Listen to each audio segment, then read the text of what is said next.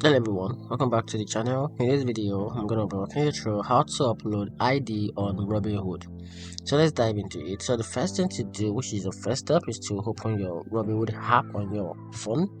Then from there, tap your profile icon in the bottom right corner and select menu or settings. So from there, go to account information or personal information to verify identity or upload ID.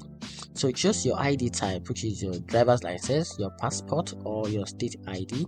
Just make sure you provide any of those either important information, and use your phone's camera to take a clear photo of your front and back of your ID.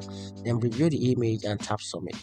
Then after that, wait for Robinhood's verification, which is usually take a few minutes to a few hours for verification to be complete, and that's how you can easily upload ID on Robinhood. Hope you find the video a little bit helpful. If you did, turn on the notification button and subscribe for more videos.